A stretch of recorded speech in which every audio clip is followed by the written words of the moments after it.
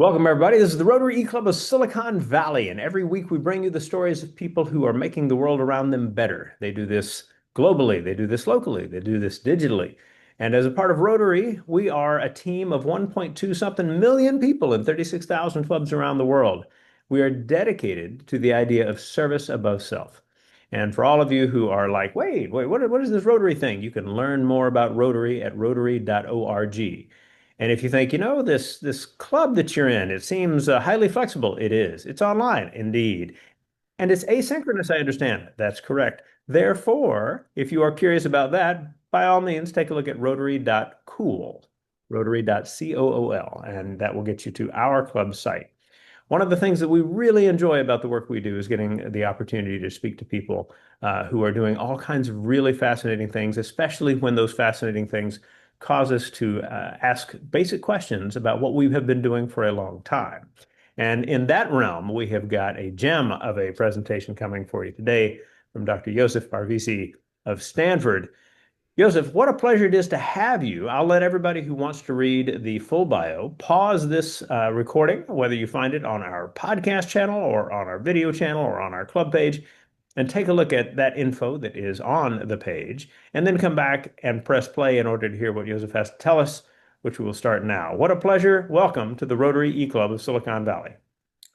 Thank you very, very much for having me here. I hope everybody's doing great. And for those people uh, viewing this online after the fact, I thank you for using the link and coming here to see what I have to say about the healers who hinder. Um, as a disclosure, I like to express that my views are neither Stanford University's or Ceribell's views. These are solely my personal perspectives. So, as you all know, progress in medicine usually comes in big waves, some big ideas that emerge, kind of ideas that don't just improve patient care, but actually bend the arc of care and change the healthcare system itself and the way that we practice. And now we are experiencing something like that in the realm of artificial intelligence and how it is revolutionizing healthcare and hopefully to the better. So many of you have seen this diffusion of innovation curve.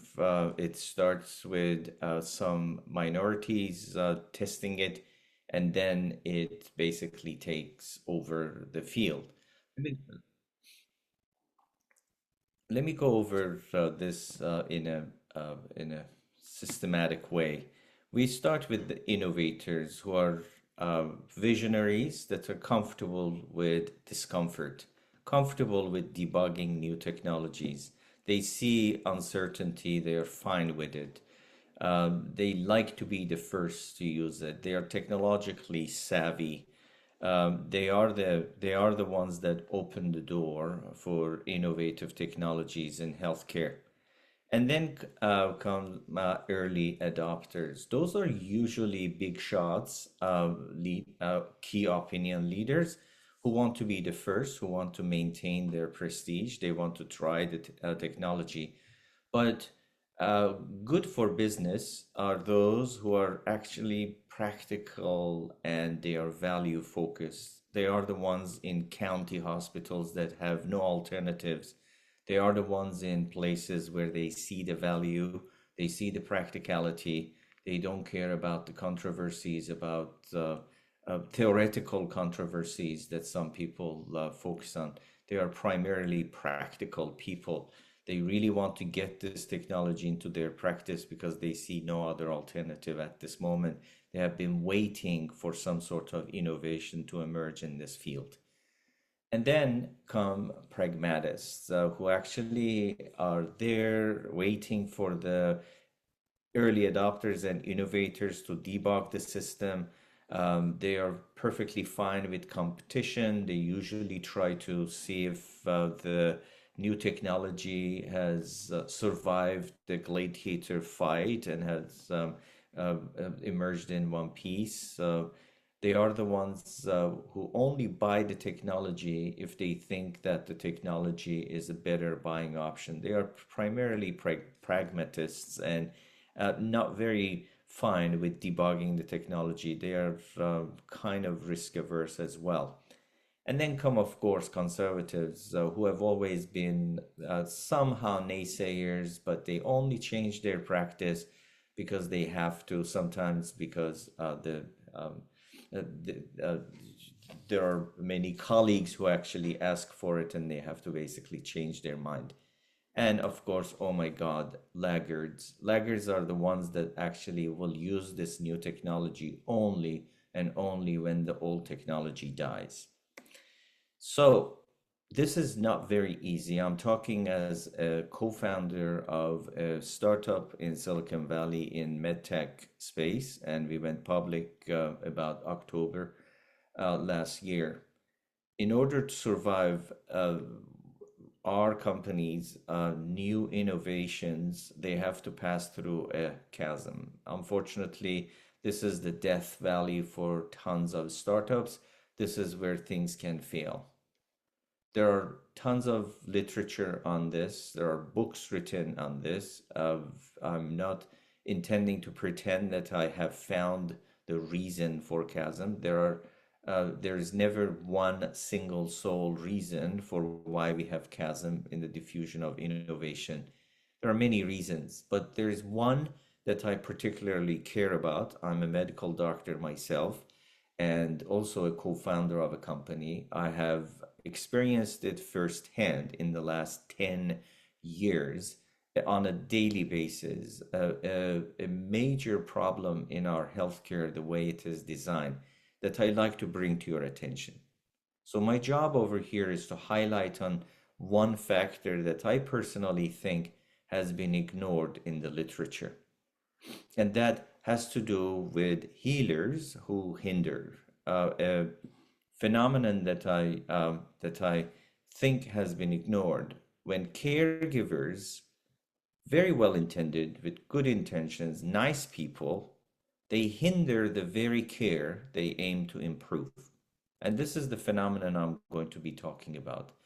Doctors, nurses, healthcare people that really want to do the best they think, but unfortunately they end up being blockers of new technology. So this is my definition of this phenomenon. I came up with it, and I hope that people will refine it and will make it even better. And if you see a flaw in this, correct it.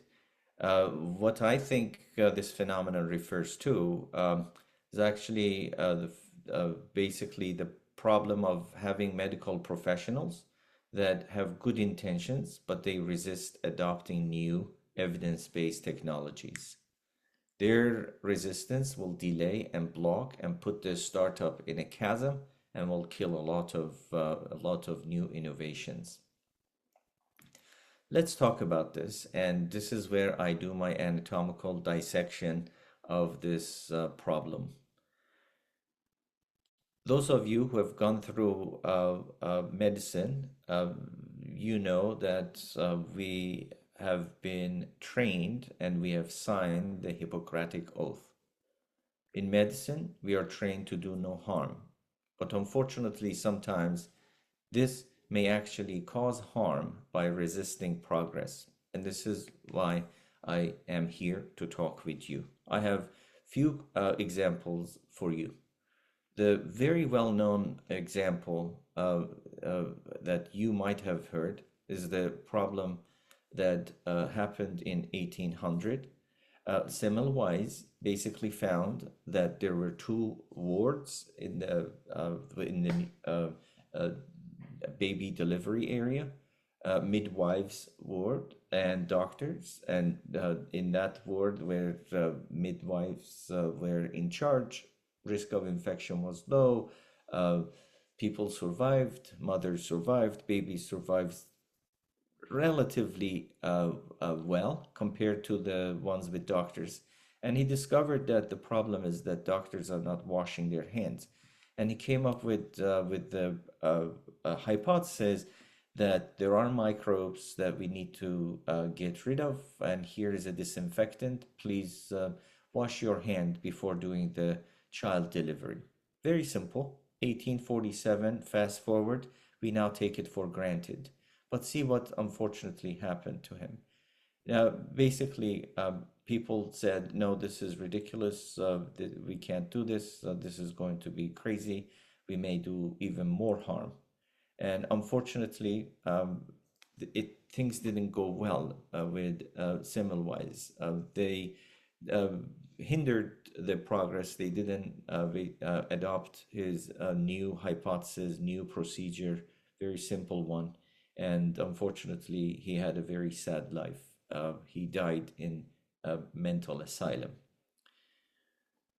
For those of you who have had family members with stroke, you're very happy that the ambulance took the person, your relative, to the nearest emergency department where they gave your beloved one what we call TPA. This is something that dissolves the cloth and opens the artery, and a stroke patient survives very well.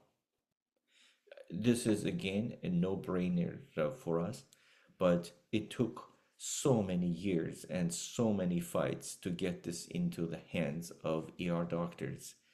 Part of the reason was that when this one, even after clinical trials showed that this has great value, unfortunately, neurologists resisted it because they thought, "Oh my God, how can we let ER doctor treat stroke? That's my specialty, and they don't know what they are doing." I mean, again, I'm simplifying it immensely. There were many factors that led to that unfortunate delay, but one of the big factors, again, it's a complex one, but I like to kind of basically focus on this issue of doctor's role in hindering progress. This is the story of TPA. It took many, many years, over a decade. Another story is about neurosurgeons. Neurosurgeons used to, if this is an aneurysm, you see an artery, a vessel, and then you see this ballooning. Unfortunately, that's the cause of death in so many people and cause of disability. What happens is that this balloon ruptures. That's the aneurysm. Neurosurgeons are very well trained to go in there, open the head, and go inside and clip it. But then somebody came with a beautiful idea that, no, hold on a second, we can actually send these coils through the vessel without opening the head and just do coiling. They did trials. They showed that this is actually very well tolerated. Risk of procedure is very low and can be done. But you had to be basically trained in interventional radiology kind of procedure, and neurosurgeons resisted it for years. It took more than a decade before they allowed this to come because they thought that, oh my God, this is going to be crazy. Now radiologists are going to do what I have been trained to do. Yes, and then one last example is the adoption of these imaging ultrasound technologies in the emergency care. We used to have big bulky machines with radiologists in the radiology floor, waiting for the procedure to be done by a technologist, uploading or bringing the device, and then the radiologist had to spend hours to basically go over the images and write a procedure note, etc. Somebody came up with the idea that actually ER physicians can do this with a portable handheld ultrasound device. There was a huge fight, and it took more than a decade, maybe more 2 decades, to get this in the hands of ER physicians. There were society fights between emergency and radiology societies, and it was unfortunately delayed for way too many years. Now I'm going to switch to a personal space. I'm going to talk about about my experience as a co-founder for a technology that we uh, came up with about 10 years ago. And this has to do with a technology that addresses a major unmet need. Currently, if you have had a loved one who has had altered mental status and has rushed, ambulance has rushed your loved one to the nearest emergency department, a doctor is called to come and evaluate the patient. Usually, doctor does a lot of tests, and then one big cause of altered mental status is seizure. So there are seizures are not often associated with convulsions, but they can happen in the brain silently and disable the patient. And these are the silent, what we call electrographic or non-convulsive seizures. So for this to be diagnosed, you need electroencephalogram. It's like the EKG of the brain. So doctor comes and has to go through this maze, and you need EEG. Unfortunately, it's a very well known, it has been a known problem that EEG either is unavailable because it's very costly to have a technologist 24/7 on call, or you just are too busy. Your hospital is busy. You can't really provide this service within hours. It's literature has shown that there are hours of delay. But then when you go and talk to the hospital division head, the person who leads the EEG division, and say, we have a problem. We can't get EEG in the ER. We can't get the EEG in the ICU easily. They say, no, that's not my problem. We actually are perfect. Our medical center is different. We provide it in few minutes. And that is also a psychological problem with human beings. 90% of us think that we are above average. And if you talk to these division leaders, they think they are above average, and 90% of them feel the same way. There was a study in critical care medicine that showed access to EEG. So without EEG, you don't know if the patient is seizing. And there was a study in the DECIDE multi-center clinical trials across 5 elite hospitals within the United States. They showed in darker colors after hours and in lighter ones during working hours that time to EEG varied dramatically, but site to site overall, the median number of hours to EEG was 4 hours to get the diagnosis in the hand. Actually, no, 4 hours to the first EEG page. And God knows how many hours it takes for the neurologist to wake up in the middle of the night and read and get back to this doctor in the maze in the emergency department who's stuck with the question of, is my patient seizing? Should I treat? For those of you listening, you might say, well, what's the problem with 4 hours? That's okay. I've been waiting 2 years for my MRI. 4 hours to EEG must be fine. No, time is brain.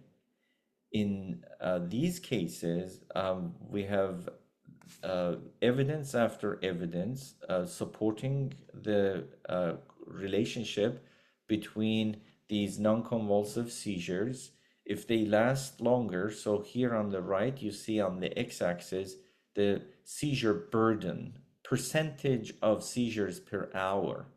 These seizures are again silent. You can't even notice. Your uncle is just sleepy or altered, stuporous, not himself. In the brain, there are seizures. And they have shown that if these seizures actually happen frequently or they are prolonged, there is near 100% relationship with cognitive disability. Many times people come after a crash and they are admitted to the ICU, And once they leave the ICU, they have dropped 20 points in their IQ. And we blame it on the crash. No, the crash is a very well-known traumatic brain injury is a very well-known cause of these silent electrographic seizures that kill brain cells. And that was the seizure that we failed to detect and not the crash itself. And for hospital administrators, this is a big problem. If you fail to identify seizures in time, on x-axis you see delay in treating ongoing seizures. So if you have been delayed by 2 hours, you see how the bar declines. That's the efficacy of the first line medications. For hospital administrators, this is a big problem. First line treatments are often those generic treatments that are pretty cheap to give to the patient. So if you cannot treat the patient with first line treatment because you were delayed in treating the seizure, then you have to go to second line, third line, intubate the patient, admit the patient into intensive care unit, etc. Or God knows, it's very costly. So you're adding to the cost, you're adding to the pressure in your healthcare practice.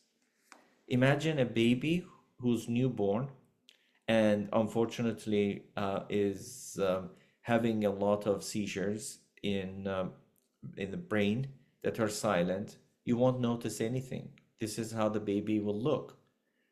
But sadly, brain cells will start dying and there will be cognitive disability. This is a major problem. This is why we founded a new technology where I won't talk too much about it, but just tell you that this technology allows anyone have access to EEG and also to diagnosis of what's going on inside the brain if there is what we call electrographic status epilepticus. We have several FDA approvals for this, several multi-center clinical trials proving the efficacy of this and correctness of this technology. And it's actually public, and 600 plus hospitals are using it. And so far, people have been quite happy with this technology. It's a sensor that everyone can put it on the head.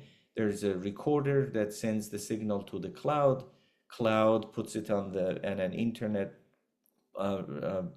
connected portal. You can review it from anywhere in the world. A doctor might be in a swimming pool and they can just bring up the iPhone and look at it and see what's going on inside the brain and basically text the ER doctor in 2 minutes, 3 minutes, and done.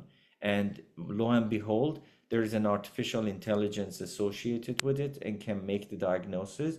If you're monitoring the patient in the ICU, that baby that I showed you, if the baby goes into a seizure, it starts alarming, and nurse calls the doctor and says, hey, can you check the EEG and see if there's a seizure, so we need to treat it more.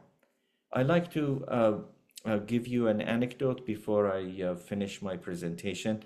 I'd like to share a personal story here.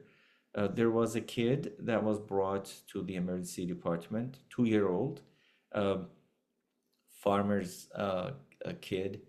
The kid had stopped eating, and now kid was throwing up and was somnolent, was not waking up. Brought the kid to the ED. In the emergency department, this is Easter Sunday, and ER physician had the technology that I referred to, used the Ceribell EEG, and the signals started streaming into the cloud. AI looked at it, detected some major problem, signaled it at the bedside. Alarm went up, beep, beep, beep. This patient's EEG needs attention. Problem has been detected. The ED physician calls a neurologist who's on call doing locum in that poor county hospital. And neurologist says, "Oh my God, just throw away that device that was sold to you from Silicon Valley. I don't trust this. We have to just wait for real EEG that's going to come tomorrow morning, Monday." And then the ED physician starts freaking out, calls our 1-800 number. 1-800 number goes to me, and I see on my phone that somebody's calling. That's kind of weird. Either this is a butt dial or it's a problem. So I didn't answer it. And the company rep kept calling me. On the second call, I pick up the phone and they tell me the problem. I say, well, I'm not licensed to practice in that hospital. I can't really review the EEG. He said, do you mind just talking to this ED physician and explaining what this whole AI thing is? I said, I don't mind. So I called the ED physician, and ED physician on her cell phone says, do you mind if I just show you the EEG waveforms and no patient, basically no patient information, but just look at the EEG and tell me as a neurologist, what would you say? I look at the EEG and it is grossly abnormal. And on one side versus the other, it's crazy. I said, what is your plan for the baby? And the doctor said, we don't usually scan the babies this age. So we haven't done any brain scan. We were thinking that this is related to some sort of stomach flu, and kid has been throwing up, has not been eating. So we're thinking about repleting electrolytes and so on. I said, well, no, there is something in the brain that you need to be worried about. 15 minutes later, I get a call. Doctor says, thank you. Your device saved the kid. They took the patient to the CAT scan, and there was a big tumor in the head that had started bleeding and was putting pressure on the brainstem and herniating. The kid would have died. They med-flight the kid to nearest tertiary hospital, and kid is saved. So this is a true story, and this kind of reflects how new technologies can save lives in places where there is disparity of care. This poor county hospital cannot afford hiring 5-6 EEG technologists with EEG machines and everything round the clock. So they can't actually have EEG after hours or during weekends. And just think about more than 70% of a hospital's operation time is during after hours and weekends. More than 70% of the time, patients visiting this hospital will risk brain injury and brain damage if somebody fails to detect seizures. As a result, doctors now, without technology, what they do, it's a very sad way, but this is how they treat. In the dark space where they have no idea whether the patient is seizing or not, what they do is empirically, if they have high suspicion, they load the patient with anti-seizure medications that are sedating, and they ship the patient to the nearest big hospital where they can afford hiring EEG techs round the clock. This is called empiric treatment. And sadly, of course, patients are unnecessarily over-aggressively treated, intubated, transferred, and so on and so on. And that is really not the healthcare should operate in 21st century. So final slide, back to healers who hinder. So as you have probably heard, practice of healthcare varies significantly even across neighboring hospitals. This is a very well-known phenomenon discovered in 1970s. Tons of research is done, small area variation.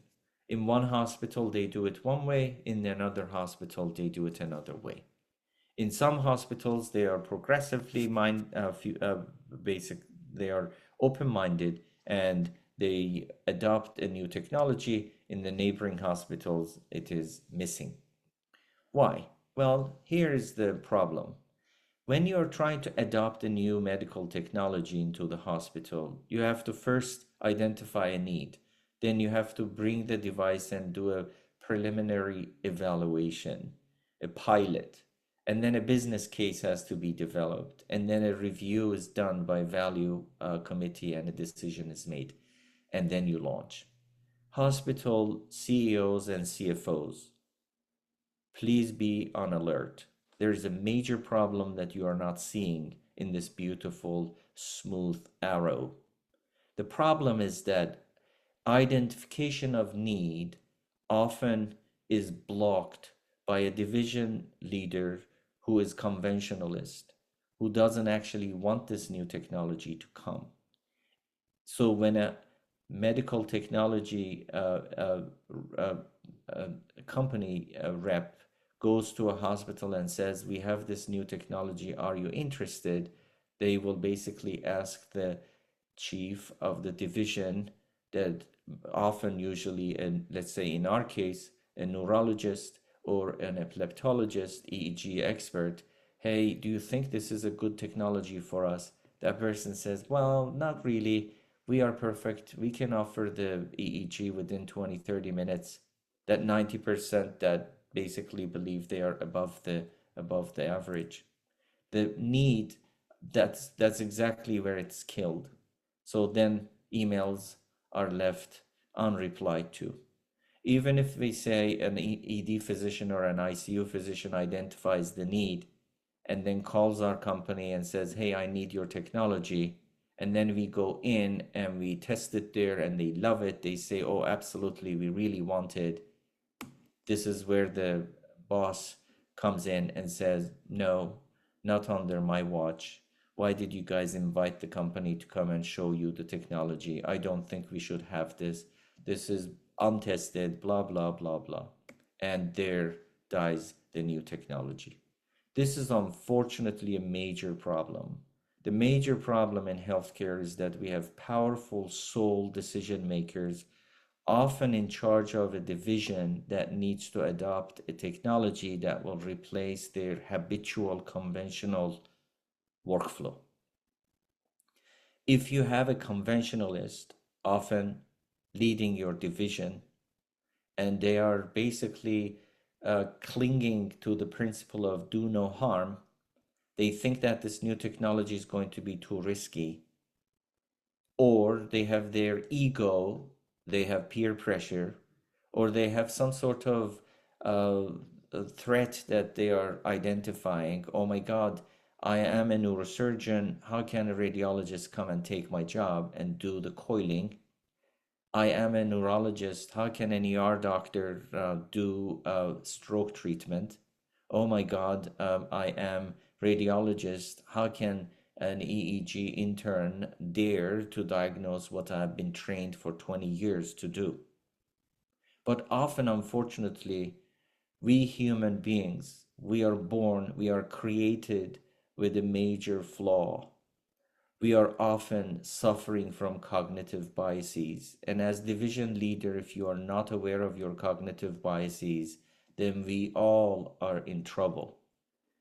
Cognitive biases are often of many sorts. Sometimes we favor any kind of information that support what we already believe. We sometimes rely too heavily on the first piece of information we hear, or we have basically our first impression that was negative and we stick to it. We don't think again.